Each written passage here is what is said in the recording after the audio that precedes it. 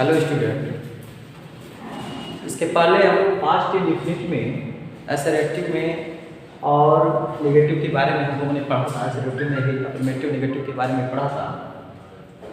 आज हम past indefinite tense में इंट्रोगेटिव सेंटेंस प्रश्नवाचक वाक्यों के बारे में पढ़ेंगे। प्रश्नवाचक वाक्य दो तरीके से पूछते हैं, एक होता है यस या नो टाइप वाले क्वेश्चंस और दूसरे होते हैं क्वेश्चन वर्ड टाइप क्वेश्चंस।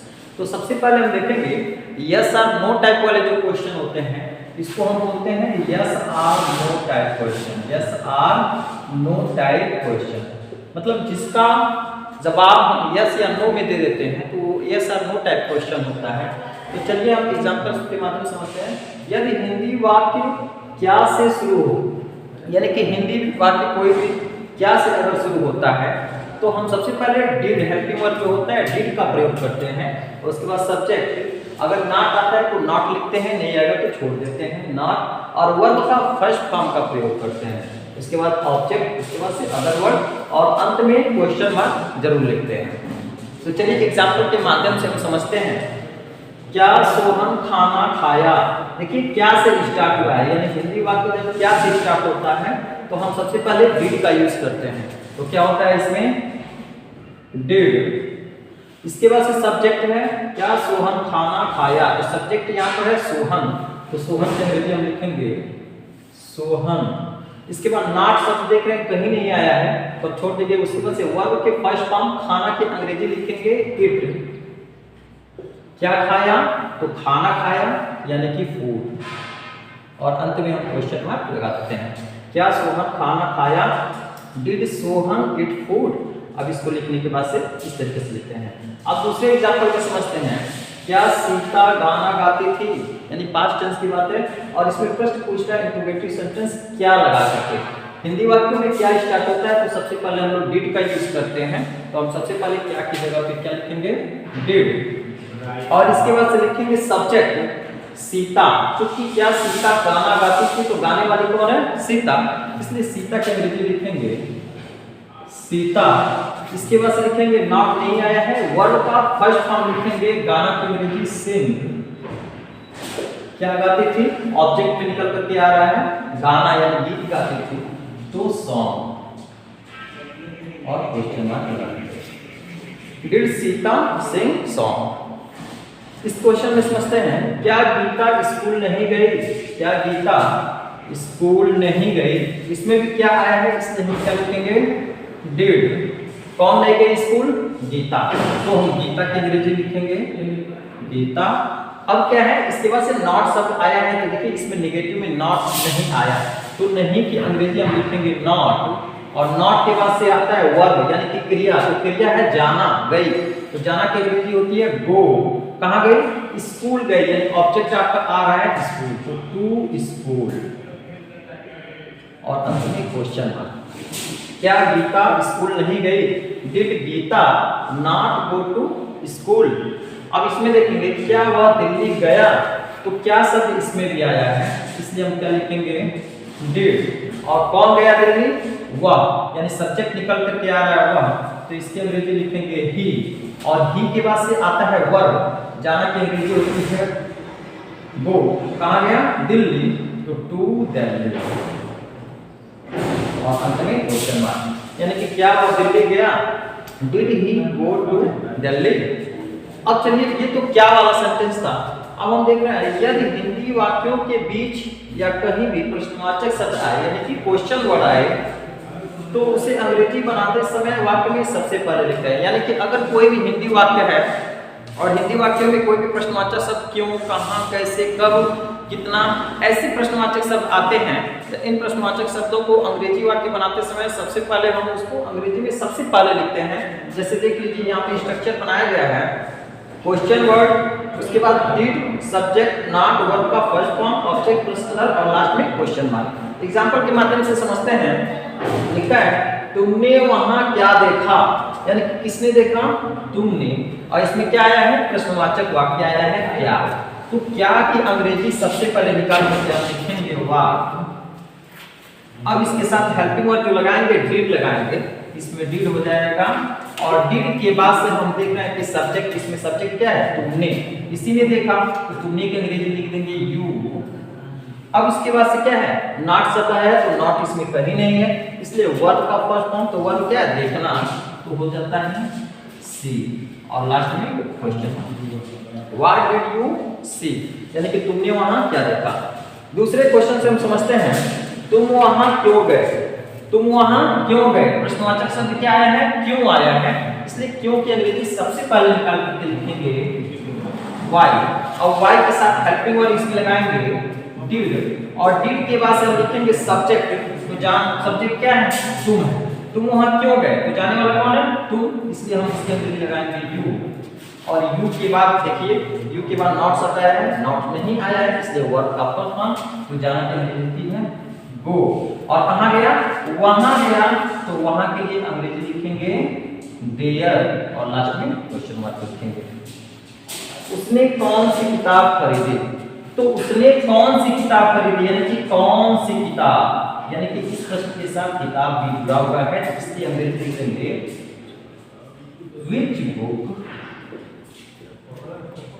और इसके साथ हेल्पिंग वर्ब लिखेंगे डिड, और उसके बाद से सब्जेक्ट लिखेंगे, उसने की अंग्रेजी होती है ही, और उसके बाद से लिखेंगे नॉट नहीं आया तो वर्ब का फर्स्ट फॉर्म में खरीदना का बाई, और question mark, which book did he buy.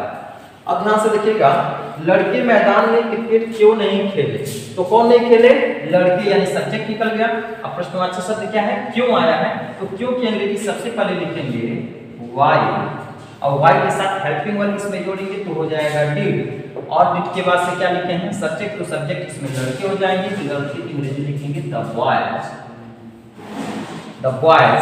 अब इसके बाद देखिए इसमें नॉट सता है तो नेगेटिव भी आया है, इसमें हम लोग नॉट लिख देंगे, और नॉट के बाद से क्या है वर्ब, तो वर्ब क्या है खेलना, तो खेलने की अंग्रेजी लिखेंगे प्ले। कहां नहीं खेले, क्या नहीं खेले, क्रिकेट, वर्ब ऑब्जेक्ट आ रहा है क्रिकेट, तो लिखेंगे CRICKET, क्रिकेट। कहां खेले, मैदान में, तो इन द फील्ड, और क्वेश्चन मार्क, यानी कि ध्यान से देखिए, लड़के मैदान में क्रिकेट क्यों नहीं खेले, तो कौन नहीं खेले, लड़के, और क्यों प्रश्नवाचक शब्द है, इसलिए अंग्रेजी सबसे पहले प्रश्नवाचक शब्दों की लगाएंगे, और इसके साथ हेल्पिंग वर्ब डिड लगाएंगे, और उसके बाद से सब्जेक्ट लिखेंगे द बॉयज, बॉयज के बाद से नॉट, नॉट के बाद से वर्ब लिखेंगे प्ले, और प्ले क्या नहीं खेले, क्रिकेट, क्रिकेट के बाद से लिखेंगे मैदान में, तो क्या लिखेंगे इन द फील्ड। तो लड़के मैदान में क्रिकेट क्यों नहीं खेले, why did the boys not play cricket in the field. इस तरीके से आप समझ गए कि yes or no type question और क्वेश्चन वर्ड टाइप क्वेश्चन बनाते समय इन दोनों स्ट्रक्चर को ध्यान से देख लेंगे, और इसी के बेस पर आप ट्रांसलेट करेंगे। इसके अगले पार्ट में अभी मैं थोड़े सा,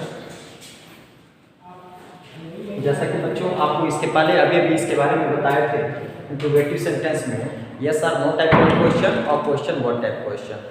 फिर इसी में एक और टॉपिक है कि यदि वाक्य में प्रश्नवाचक शब्द कर्ता यानी सब्जेक्ट का काम करे तो ऐसे वाक्यों के अंग्रेजी अफर्मेटिव सेंटेंस की तरह से बनाते हैं।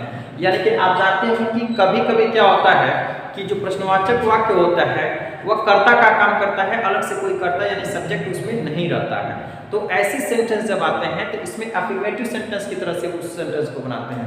तो जैसे देख लीजिए इसमें क्वेश्चन वर्ड, इसके पहले आप देखते होंगे क्वेश्चन वर्ड के बाद से सब्जेक्ट आता होगा, लेकिन कभी कभी ये जो क्वेश्चन वर्ड है यही कर्ता का ही काम करता है। तो ऐसे सेंटेंस अफर्मेटिव सेंटेंस की तरह से बनाते हैं। तो आप जानते हैं अफर्मेटिव सेंटेंस में वर्ब का सेकंड फॉर्म का प्रयोग करते हैं।